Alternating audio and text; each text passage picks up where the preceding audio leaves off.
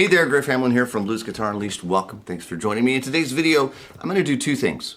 First thing is I'm going to give you a shuffle feel blues lick that revolves around box 4. Now we've done boxes 1, 2, and 3. We've done licks in all 3 of those.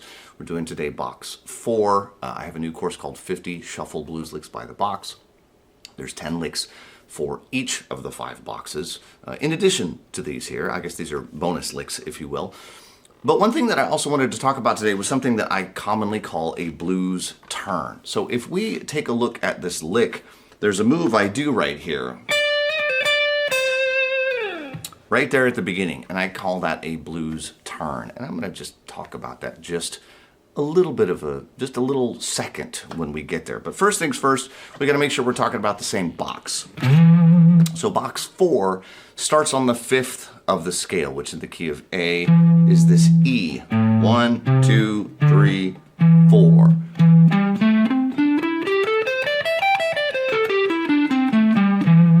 Okay, now, depending on your guitar, it may or may not speak very well in this part of the fretboard. I don't generally play a lot down here. This old guitar doesn't do so great down here, but you'll be able to hear the notes. So we have the 5th, 12th fret, 15th fret, 12th fret, 15th fret. By the way, the 12th fret there is the root. 12th fret, 14th, 12, 14, 13, 15. Sometimes that'll be your 1st and 3rd finger. Sometimes it'll be your 2nd and 4th. Just depends on what we're doing. 12, 15. If we add in the blue note, right, we have the 5th, flatted 7, root, flat 3rd, 4th, flat 5th, there's the blue note, 5th, flat 7, root, flatted 3rd. Notice I'm using my 1st finger because there's the 4th. That means I need my pinky there for the flat 5th blue note, then the 5th up here at the 12th fret of the 1st string, flatted 7th. Now, you'll notice that I stopped at the 12th fret of the 5th string. Sorry. When I play it, I tend to stop there because it's the root. There's a root, there's a root. If I bend, I could get another root, but it's usually going to be around one of these because these are root, and blues licks tend to revolve around the root. So it's just important to know where that root is. Okay, now, if we take a look at the lick itself, it starts off with something that I call a blues turn, and I'm sure there's a fancy word for this. Sometimes I call it a little tweedly, but specifically a tweedly is a little bit different to me than what this is. So I'm going to start with my 3rd finger there on the 4, which is the 15th fret of the 2nd string. And that's going to be beat 2.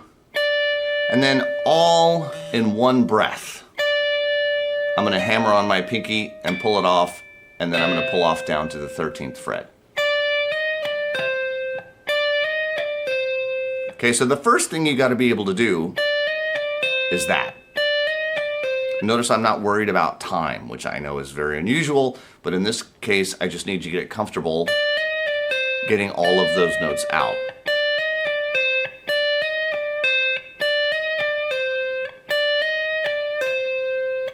And then maybe strike the 15th fret on the 2nd string again. Okay? Now, to put this into time, it's going to be 2 and 2 and 2 and So notice that on the 2, I have the 4. On the and, I do my hammer on and pull off. On I do the pull off, and then beat 3, I'll be back at that 15th fret. So 1 and 2 and 3 and and back down to the flatted 3rd. And then on beat 4, 4 and I've got my root, pulls off to my flat 7, comes back to my root, holds across 1 and down to the flatted 7th at the 12th fret of the 3rd string, and then 2 and This one's actually going to end from the 5th down to the 4th and back to the 5th. This is a great lick to use at the end of a chorus because it actually ends on the 5. Okay, now, truth be told, any of these licks, you can always either change the last note or maybe add one more note to the end to make it sort of sound more in with the chord that you're playing at any given moment. This one just happens to have it built in for the 5 chord. Now, does that mean you can't use it over the 1 chord? Absolutely not. You can use it over any of the chords and it'll still sound fine, but it will sound maybe just a little bit righter over the 5 chord. So let's put this all together nice and slowly. Now, if you struggle with hammer-ons and pull-offs, which the blanket term for that, by the way, is a slur, and if you struggle with slurs in general, this is a really great way to practice on that technique. So 1 and 2 and 3 and 4 and 1 and 2 and 3. And I can tell you that that is much more difficult than that. It's actually harder to do this slowly, to really control it to the point that you can count it out slowly and play those notes in time properly using the slurs. That's how you really gain the control. So you're doing a good job if you're doing this nice and slow. Again, 1 and 2 and 3 and 4 and 1 and 2 and 3 and 1 and 2 and 3 and 4 and 1 and 2 and 3 and 4. 1, 2, 3, 4, 1, 2, and 3.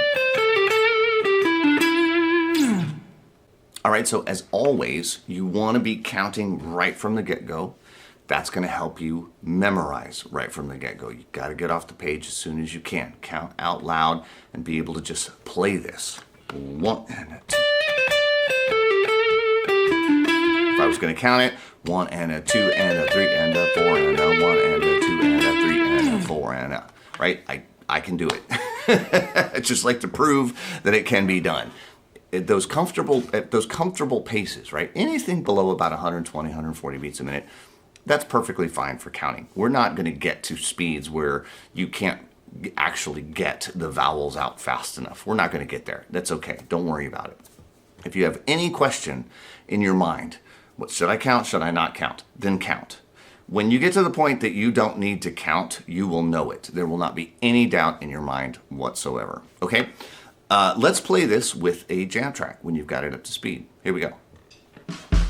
1, 2, 3, 4 and a 1 and a 2 and a 3 and a 4 and a 1 and a 2 and a 3 and a 4. 2, 3, 4, 1, a 2 and a 3 and a 4 and a 1 and a 2 and a 3 and a 4 and a 1, 2, 3, 4.